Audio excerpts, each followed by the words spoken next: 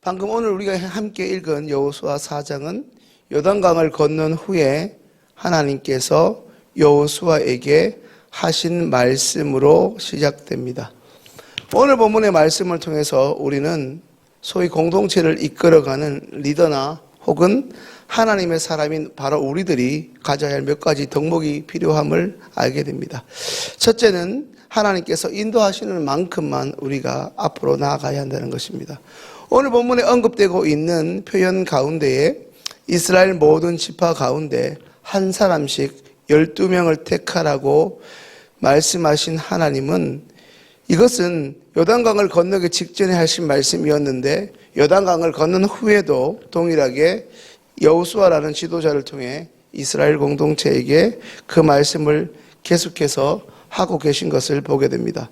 왜 하나님께서 12명을 선발하라고 말씀하셨는지 그 이유에 대해서는 한마디 언급도 없이 요단강을 건너고 나서야 그 12명이 해야 할 일이 이제 무엇인지를 알려주고 있습니다. 이것을 통해 우리가 알 수 있는 중요한 대목은 하나님은 항상 하나님 자신의 계획을 한꺼번에 우리에게 알려주시지 않는다는 사실입니다.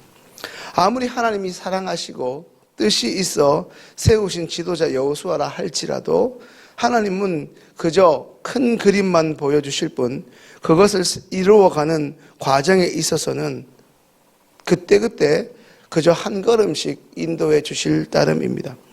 여기서 우리는 중요한 교훈을 하나 깨닫게 됩니다. 그것은 우리도 여호수아처럼 하나님이 보여주시는 만큼만 그것이 앞으로 가는 것이든 순종하는 것이든 그리 해야 한다는 것입니다. 그것이 하나님이 우리를 사랑하시고 어떤 면에서는 배려하고 계시는 증거이기 때문입니다. 하나님의 뜻과 계획을 이해하는 데 있어 우리는 피조물이다 보니 한계가 있기 때문에 너무 많은 것을 한꺼번에 알면 그로 인해 당황스럽기도 하고 또한 고통스럽기 때문입니다. 우리를 너무나 잘 아시는 주님께서 우리의 능력으로 감당할 수 있을 만큼만 인도하시기 때문에 그저 하나님이 인도하시는 만큼만 움직이고 순종하면 될 것입니다. 두 번째는 용기를 전염시키는 것입니다. 오늘 본문에 언급된 각 지파의 대표를 할 수 있는 12명의 리더들에게 하나님이 허락하신 사명은 갈라진 요단강 한가운데에서 곧 제사장이 언약궤를 들고 있는 그 지점으로 다시금 되돌아가라는 것이었습니다. 그리고 거기서 돌 12개를 취하여 나오라는 것이었습니다. 그런데 하나님께서 지시하신 돌이 그저 작은 짱돌 같은 것이었겠습니까? 이제 오늘 본문 5절 말씀 함께 읽습니다.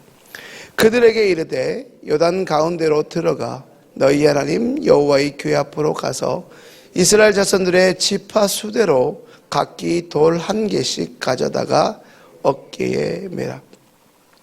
방금 이걸 5절을 살펴보면 어깨에 맬 수 있을 만큼의 돌이라면 적어도 짱돌을 넘어 바위돌, 조약돌 같은 작은 돌을 넘어 최소한 바위 정도 되는 무게가 되는 돌을 가져와야 하지 않겠습니까? 200만이 넘는 백성과 함께 반나절 이상 걸어서 반나절 이상이나 걸려 지나온 이 요단강 한복판으로 다시 돌아가 그것도 결코 가볍지 않은 바위처럼 느껴지는 무거운 돌을 들고 나오라는 것입니다. 무엇보다 지금 상황은 하나님의 은혜로 요단강이 순간 마른 땅이 되어 건너왔지만 다시 요단강 한복판으로 들어갔다가 언제 다시 이 요단강 물이 사람을 범람할지도 모르는 정말 위태로운 상황이기 때문입니다.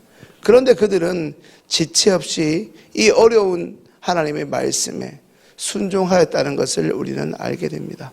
그것은 여호수아가 본이 되었고 먼저 선봉에 섰기 때문입니다.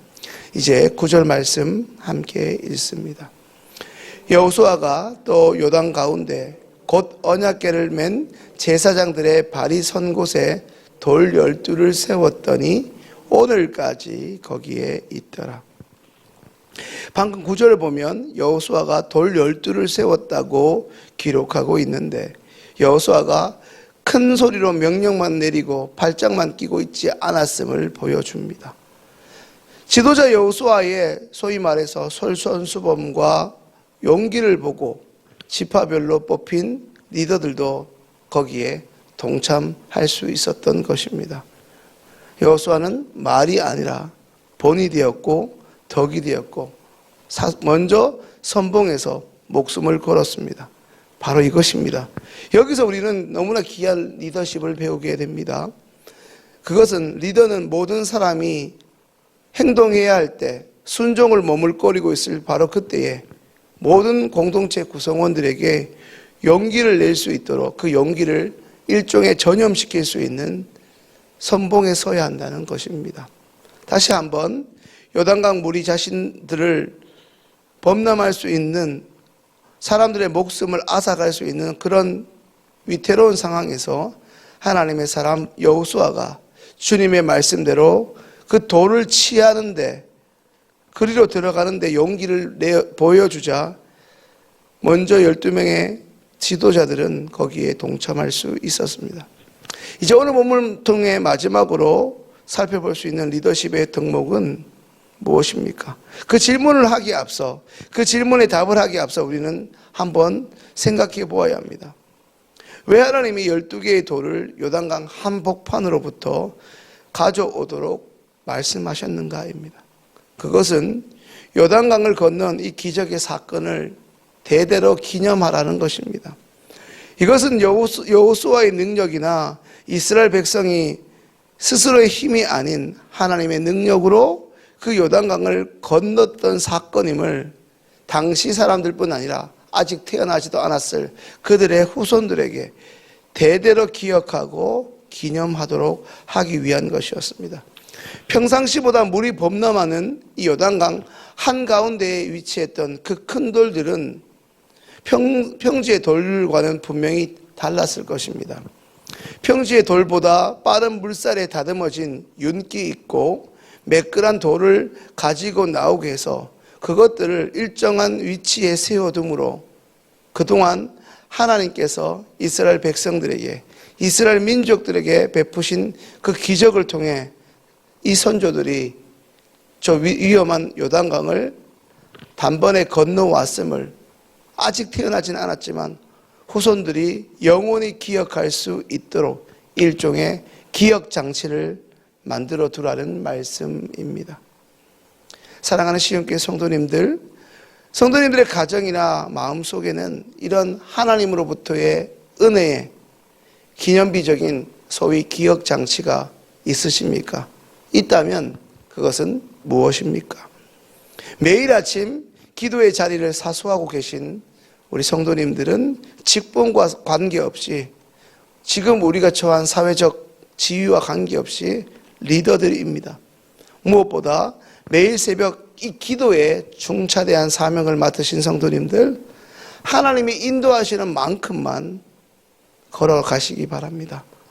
오늘은 내가 기분이 좋고 소위 말해서 오늘은 뭔가를 다 할 수 있을 것 같아서 세상 일 다 하려고 하지 마시고 하나님이 허락하시고 인도하시는 만큼만 앞으로 나아가시기 바랍니다. 또한 낙심하고 힘들어하는 우리 주변의 성도들에게 하나님의 말씀대로 살아갈 수 있도록 용기를 북돋아주는, 용기를 전염시킬 수 있는 리더들이 다 되시기 바랍니다. 그리고 무엇보다 지금까지 성도님들 한 분 한 분을 여기까지 신실하게 인도해 주신 우리 하나님을 결코 잊지 않도록 삶의 자리에서 하나님을 잊지 않을 만한 기억장치를 많이 만들어 두셔서 성도님들의 자녀들뿐 아니라 아직 태어나지 않았지만 우리의 후손들이 대대손손 여호와를 잊어버리지 않도록 때마다 일마다 기념할 수 있는 기억장치들을 많이 만들어 두시는 믿음의 사람들, 믿음의 선조들이 다 되실 수 있기를 주님의 이름으로 축원합니다. 이제 주신 말씀을 생각하면서 기도합니다.